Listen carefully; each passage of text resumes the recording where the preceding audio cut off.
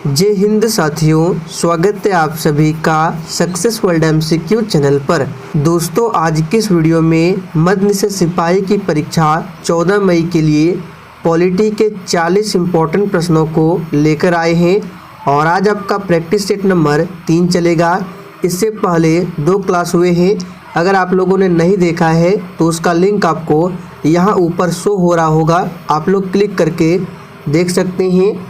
तो चलिए जल्दी से आप सभी लाइव में जुड़ जाइए। सभी को गुड इवनिंग। तो फर्स्ट क्वेश्चन आपके सामने है, भारतीय संविधान की प्रस्तावना में समाजवादी शब्द किस संशोधन के तहत जोड़ा गया था। काफ़ी ज़्यादा इम्पोर्टेंट प्रश्न है। चलिए आप सभी लाइव चैट में आंसर बताएंगे और देखिए प्रत्येक स्टूडेंट को आंसर करना है, तभी आपका प्रॉपर तरीके से रिवीजन होगा। तो यहाँ पे पहले प्रश्न का आंसर जो भी बच्चे लाइव चैट में ऑप्शन ए बता रहे हैं उनका बिल्कुल सही जवाब है। 42वां संविधान संशोधन के तहत संविधान में 3 शब्दों को जोड़ा गया था।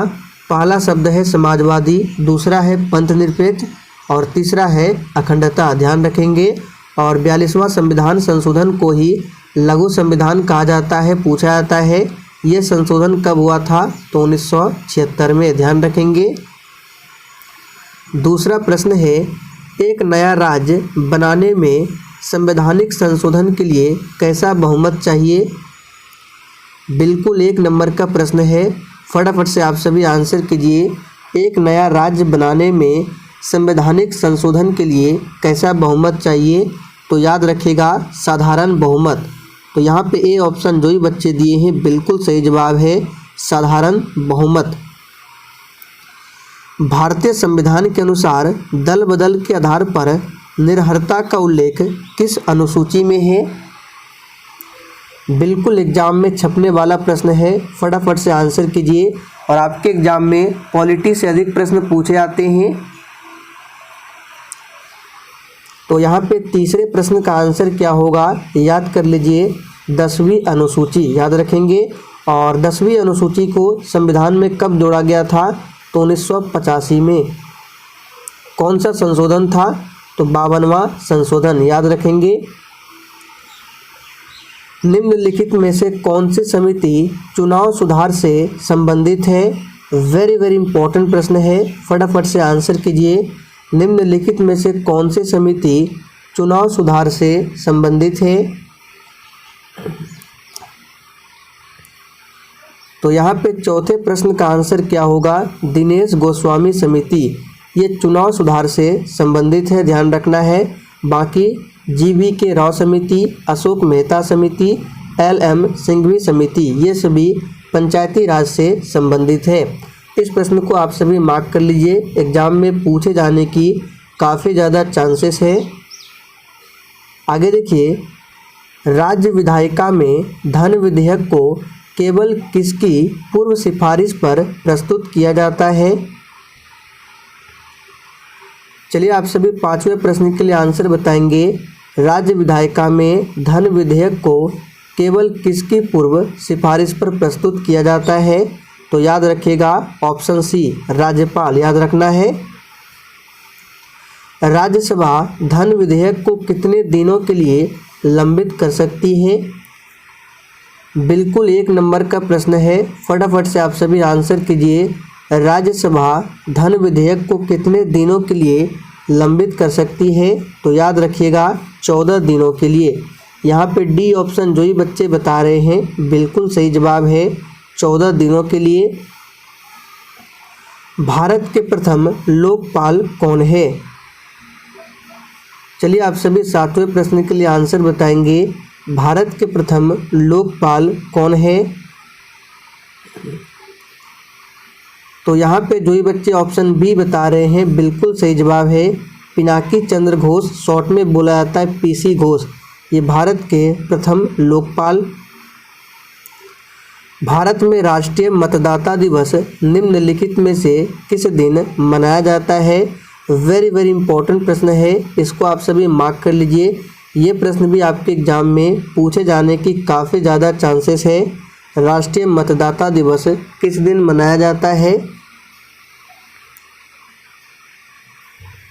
तो दोस्तों यहाँ पे 8वें प्रश्न का आंसर जो भी बच्चे लाइव चैट में बी ऑप्शन बता रहे हैं उनका बिल्कुल सही जवाब है 25 जनवरी को। क्यों मनाया जाता है? क्योंकि 25 जनवरी 1950 को, ध्यान रखेंगे, चुनाव आयोग की स्थापना की गई थी, इसलिए 25 जनवरी को राष्ट्रीय मतदाता दिवस मनाया जाता है। भारत में विधि निर्माण का सर्वोच्च निकाय क्या है? चलिए आप सभी 9 के लिए फटाफट से आंसर कीजिए। भारत में विधि निर्माण का सर्वोच्च निकाय कौन सा है? तो यहाँ पे इस प्रश्न का आंसर जो भी बच्चे लाइव चैट में ऑप्शन ए बता रहे हैं उनका बिल्कुल सही जवाब है संसद है। नीति आयोग की बात करें तो इसकी स्थापना होती है 1 जनवरी 2015, याद रखना है 1 जनवरी 2015 को। इसके अध्यक्ष स्वयं प्रधानमंत्री होते हैं। इसके उपाध्यक्ष कौन है? सुमन बेरी है। और अभी हाल ही में सीईओ कौन बने हैं? तो याद रखिएगा BVR सुब्रमण्यम। भारतीय संविधान की उद्देशिका में न्याय शब्द के निम्नलिखित में से किस रूप का उल्लेख नहीं है? चलिए आप सभी 10 के लिए आंसर बताएंगे। और दोस्तों आपके एग्जाम में अब 1 महीने से भी कम समय बचा हुआ है, इसलिए बिल्कुल भी समय को बर्बाद ना करें, डेली क्लास को अटेंड कीजिए। हमारे इस चैनल पर अभी मध्य निषेध सिपाही के लिए 4 क्लास है। तो यहाँ पे आंसर क्या हो जाएगा? न्याय शब्द के निम्नलिखित में से किस रूप का उल्लेख नहीं है? तो आप लोगों ने पढ़ा होगा उद्देशिका यानी कि प्रस्तावना में 3 प्रकार के न्याय हैं। कौन कौन से हैं? सामाजिक है, आर्थिक है और राजनीतिक है, कानूनी नहीं है। तो बी ऑप्शन आपका सही जवाब है, याद रखिएगा। आप लोग प्रस्तावना को देख सकते हैं। भारतीय संविधान के कौन से अनुच्छेद में मूल कर्तव्यों का उल्लेख किया गया है? चलिए आप सभी 11 के लिए आंसर बताएंगे। वर्तमान में टोटल 11 मौलिक कर्तव्य है। मौलिक कर्तव्य या मूल कर्तव्य एक ही बात है और इसे रूस देश के संविधान से लिया गया है।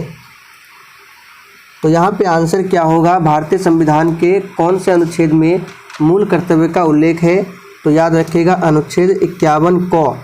और भाग की बात करें तो भाग 4 क में इसके बारे में बताया गया है। भारत में प्रधानमंत्री, चलिए सभी ऑप्शन को ध्यान से पढ़िए। भारत में प्रधानमंत्री की जो नियुक्ति होती है किसके द्वारा होता है, यानी कैसे होता है? तो सबसे पहले ध्यान रखना है प्रधानमंत्री बनने के लिए न्यूनतम उम्र सीमा जो है 25 वर्ष है। राष्ट्रपति, राज्यपाल, उपराष्ट्रपति के लिए 35 वर्ष है। तो यहाँ पे इस प्रश्न का आंसर क्या होगा? राष्ट्रपति द्वारा नियुक्त किया जाता है। सी ऑप्शन आपका सही जवाब है, याद रखेंगे।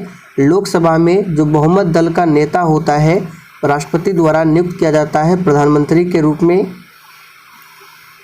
निम्नलिखित में से कौन सा विषय भारतीय संविधान के अनुसार संघीय सूची में सम्मिलित नहीं है? चलिए फटाफट से आंसर बताएंगे। बिल्कुल आपको सोच समझकर आंसर करना है और जितने भी प्रश्न आपके सही होंगे सेशन के लास्ट में कमेंट करके बताना है। तो कौन सा विषय भारतीय संविधान के अनुसार संघीय सूची में सम्मिलित नहीं है? तो याद रखिएगा स्थानीय शासन, ये राज्य सूची का विषय है। निम्न में से कौन सा अनुच्छेद धार्मिक कार्यों के प्रबंध की स्वतंत्रता से संबंधित है? एक भी प्रश्न फालतू नहीं है, सभी प्रश्न एग्जाम के लिए इम्पोर्टेंट है। फटाफट से आंसर कीजिए। कौन सा आर्टिकल धार्मिक कार्यों के प्रबंध की स्वतंत्रता से संबंधित है? तो दोस्तों यहाँ पे जो बच्चे ऑप्शन ए बता रहे हैं बिल्कुल सही जवाब है अनुच्छेद 26। संविधान सभा का पहला सत्र कब हुआ था? पहला सत्र यानी कि संविधान सभा की पहली बैठक, तो इसके बारे में हमने आपको काफ़ी बार बताया है। संविधान सभा की पहली बैठक 9 दिसंबर 1946 को, और इसमें अध्यक्ष चुना गया था अस्थायी डॉक्टर सच्चिदानंद सिन्हा को। दूसरी बैठक 11 दिसंबर 1946 को, तीसरी बैठक 13 दिसंबर 1946 को, और इसी तीसरी बैठक में पंडित जवाहरलाल नेहरू ने प्रस्तावना को पेश किया था। तो फिलहाल आंसर यहाँ पे क्या होगा, दिसंबर 1946। बी ऑप्शन आपका सही जवाब है। निम्नलिखित में कौन 29 अगस्त 1947 को गठित प्रारूप समिति के सदस्य नहीं थे? प्रारूप समिति, इसको बोला जाता है मसौदा समिति, और इसका और नाम है ड्राफ्टिंग कमेटी। तो तीनों नाम याद रखना है। और इस समिति में टोटल 7 सदस्य थे, जिसमें एक अध्यक्ष थे। अध्यक्ष कौन थे? तो डॉक्टर भीमराव अंबेडकर। अब इसमें कौन शामिल नहीं थे? तो डॉक्टर भीमराव अंबेडकर शामिल थे, और देखिए डॉक्टर के.एम. मुंशी भी थे, सैयद मोहम्मद सादुल्ला भी थे, लेकिन डॉक्टर राजेंद्र प्रसाद नहीं थे। डॉक्टर राजेंद्र प्रसाद संचालन समिति के अध्यक्ष थे। निम्नलिखित में से कौन सा संविधान संशोधन राष्ट्रपति को किसी मामले को पूर्ण विचार के लिए मंत्रिपरिषद को भेजने की शक्ति प्रदान करता है?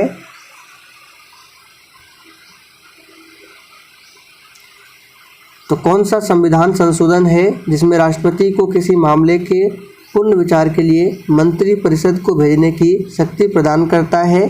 तो याद रखिएगा 44वां। द्रौपदी मुर्मू भारत के खाली स्थान राष्ट्रपति बने, कितने नंबर के राष्ट्रपति बने? आंसर बताएंगे। तो दोस्तों द्रौपदी मुर्मू जो है भारत के 15वें राष्ट्रपति बने हैं। आंसर क्या होगा? सी ऑप्शन याद रखेंगे। निम्नलिखित में से कौन राष्ट्रीय एकता परिषद का गठन करता है?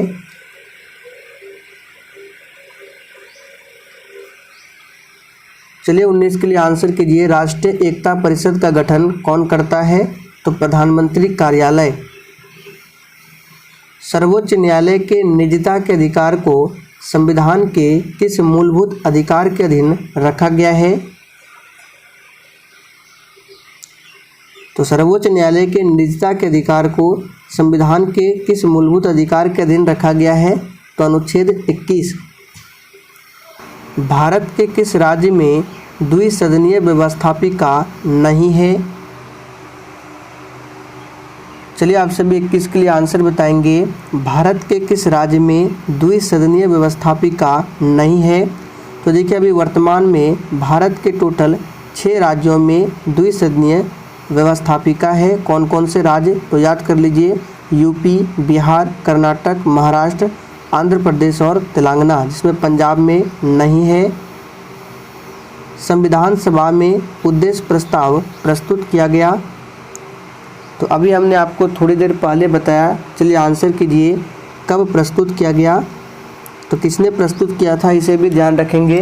पंडित जवाहरलाल नेहरू ने।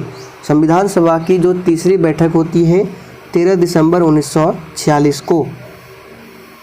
संविधान सभा के प्रथम अध्यक्ष कौन थे? देखिए यहाँ पे अस्थाई या फिर अस्थाई नहीं पूछा गया है, प्रथम अध्यक्ष पूछा गया है। तो हमने आपको अभी थोड़ी देर पहले बताया 9 दिसंबर 1946 को पहली बैठक होती है जिसमें अस्थाई अध्यक्ष चुना गया था। किसे चुना गया था? तो याद रखेंगे सच्चिदानंद सिन्हा को। यहाँ पे बी ऑप्शन आपका सही जवाब है। जबकि डॉक्टर राजेंद्र प्रसाद अस्थाई अध्यक्ष चुने गए थे 11 दिसंबर 1946 को। यहाँ पे प्रथम पूछा जा रहा है तो आंसर होगा बी ऑप्शन। अगर ऑप्शन में सच्चिदानंद सिन्हा ना हो तो आप लोग आंसर राजेंद्र प्रसाद बता सकते हैं। किस भारतीय शासन अधिनियम द्वारा भारत में ब्रिटिश सरकार द्वारा सांप्रदायिक निर्वाचन प्रणाली का आरंभ हुआ? तो याद रखिएगा 1909 के अधिनियम द्वारा। यहाँ पे डी ऑप्शन आपका सही जवाब है।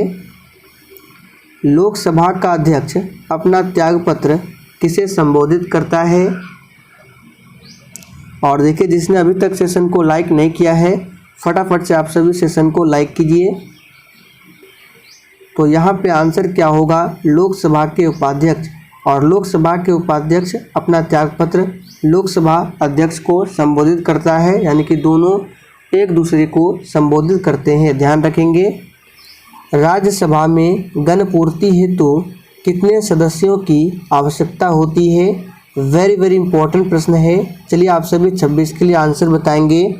देखिए राज्यसभा में अधिकतम संख्या कितनी हो सकती है? याद रखिएगा सदस्यों की संख्या 250।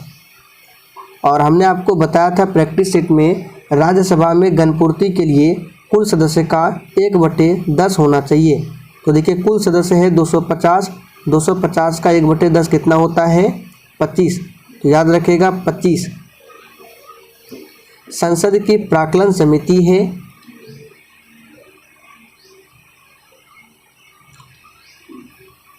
तो देखिए संसद की प्राक्कलन समिति है अस्थाई, यहाँ पे ए ऑप्शन आपका सही जवाब है। और प्राक्कलन समिति में टोटल 30 सदस्य होते हैं और इसमें केवल लोकसभा से सदस्य होते हैं, याद रखेंगे। उच्चतम न्यायालय के न्यायाधीश के अवकाश ग्रहण की उम्र क्या है? चलिए आप सभी 28 के लिए आंसर बताएंगे। उच्चतम न्यायालय के न्यायाधीश के अवकाश ग्रहण की उम्र क्या है? तो आंसर क्या होगा 65 वर्ष, याद रखेंगे। इनमें से कौन भारत के राष्ट्रपति द्वारा नियुक्त नहीं होते हैं?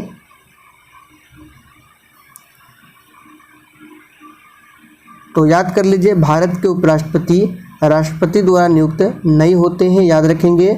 बाकी राजदूत, प्रधानमंत्री, भारत के मुख्य न्यायाधीश, ये सभी भारत के राष्ट्रपति द्वारा नियुक्त होते हैं। भारतीय नागरिकों के मौलिक कर्तव्य है, यानी वर्तमान में भारतीय नागरिकों के कितने मौलिक कर्तव्य है आपको आंसर करना है। और दोस्तों आपके जितने भी प्रश्न सही होंगे आपको बिल्कुल ईमानदारी पूर्वक अपना अपना स्कोर कमेंट करना है। तो सही जवाब है 11। राज्यसभा में सदस्यों की अधिकतम संख्या होती है। तो अभी हमने आपको 26 नंबर प्रश्न में बताया था राज्यसभा में सदस्यों की अधिकतम संख्या कितनी होती है, तो 250, याद रखेंगे। भारत के उपराष्ट्रपति का चुनाव करने वाले सदस्य होते हैं। चलिए आंसर बताएंगे। तो देखिए वर्तमान में भारत के उपराष्ट्रपति कौन है, तो श्री जगदीप धनखड़ है। और उपराष्ट्रपति का चुनाव करने वाले सदस्य होते हैं लोकसभा और राज्यसभा के सदस्य। तो बी और सी दोनों में दिया हुआ है। भारत है एक, चलिए आंसर कीजिए भारत क्या है? तो दोस्तों भारत एक क्या है, धर्मनिरपेक्ष राष्ट्र है। जो सदस्य लोकसभा के अध्यक्ष का चुनाव करते हैं वह होते हैं, तो देखिए जो सदस्य लोकसभा के अध्यक्ष का चुनाव करते हैं वे क्या होते हैं, तो याद रखिएगा लोकसभा के सदस्य होते हैं। तो यहाँ पे डी ऑप्शन आपका सही आंसर है।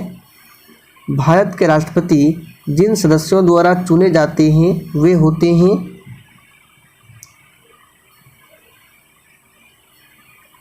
तो भारत के राष्ट्रपति जो चुने जाते हैं किनके द्वारा, तो संसद के दोनों सदनों के सदस्य प्लस राज्यों की विधानसभाओं के सदस्य होते हैं। तो आंसर होगा सी ऑप्शन, पार्लियामेंट एवं राज्यों की विधानसभाओं के सदस्य। पंचायती राज लागू किया गया।